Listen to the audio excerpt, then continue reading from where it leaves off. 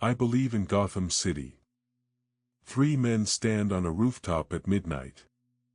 Bruce Wayne says it first, then Harvey Dent, then James Gordon. They shake hands. They make a promise: bring down the Falcone crime family through legal means. No deals. No shortcuts. Do it right. That is the first page of The Long Halloween. And every page after it is about what happens when you try to keep a promise in a city that doesn't want to be saved. Batman, The Long Halloween. 13 issues. October 1996 to October 1997. Written by Jeph Loeb, illustrated by Tim Sale.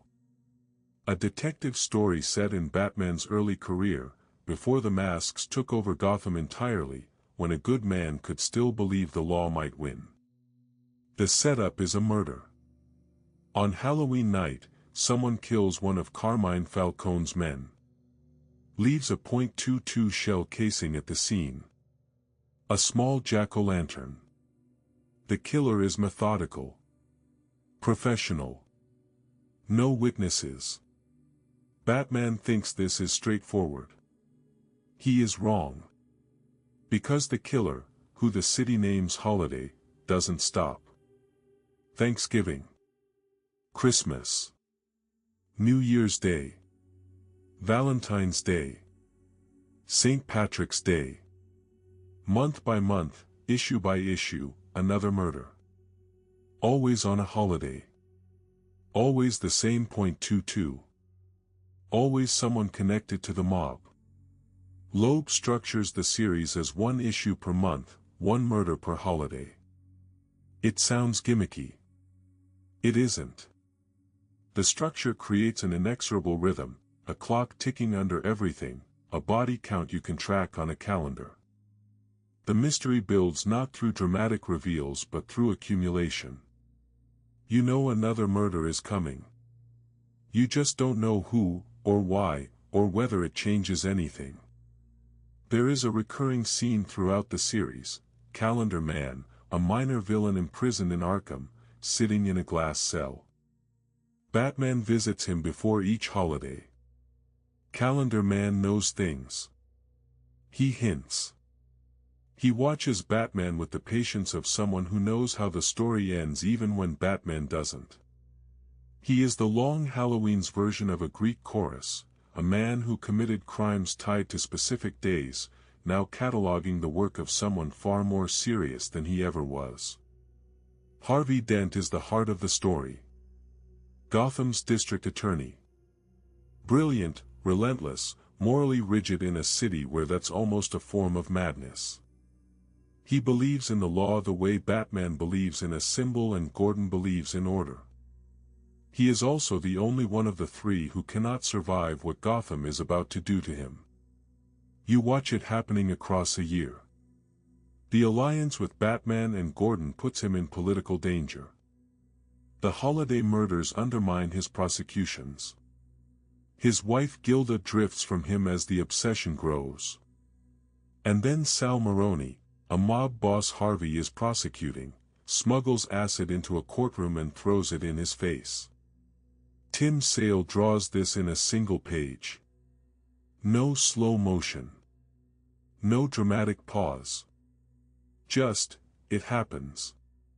What follows is not a supervillain origin in the comic book sense. It is a man being destroyed by the city he was trying to save. Harvey is hospitalized. Gilda waits. Batman can't reach him. Gordon can't reach him. When Harvey Dent finally re-emerges as Two-Face, it is not as a villain making a dramatic entrance.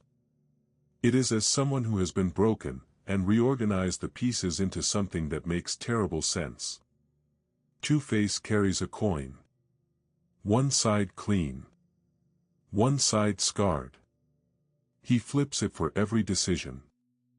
That is the logic of a man who no longer trusts his own judgment, who has decided that chance is fairer than reason, because reason is what he believed in and reason got him destroyed.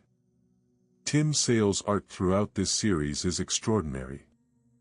He draws Gotham as a city of deep shadow and narrow light, a noir city, the kind of Gotham you can believe produced a man who dresses as a bat. His figures are expressive beyond their faces. You can read the weight Harvey Dent carries in the set of his shoulders, long before the acid. You can read Batman's grief in posture, in the way he stands apart from people who are trying to reach him. The mystery resolves, sort of. There are two holidays. The revelation reframes everything and also refuses to provide the clean catharsis a mystery usually earns. The Long Halloween is not interested in the satisfaction of explanation. It is interested in the damage done along the way. The final issue. Harvey Dent, as Two-Face, kills Carmine Falcone with 22 gunshots. Not a flip of the coin. A decision. The Roman dies, the mob dies with him, and Gotham's organized crime is broken. What Batman and Harvey and Gordon tried to do legally for a year, Harvey does violently, in 5 minutes, as a different person. The last pages return to the opening. The rooftop. The handshake. I believe in Gotham City. Said once with hope. Said now only in memory, and only Batman says it, alone, because Gordon is compromised and Harvey is gone. Batman, The Long Halloween. A story about 3 men who tried to save a city and what the city did to 2 of them. A mystery that refuses easy answers. A noir that takes itself seriously. The origin story of Two-Face told the way it deserves to be told, not as the birth of a villain, but as the death of a good man. And every year, starting in October, a killer leaves a .22 shell casing beside a small holiday decoration. And by the time the last one is placed, nothing in Gotham is the same.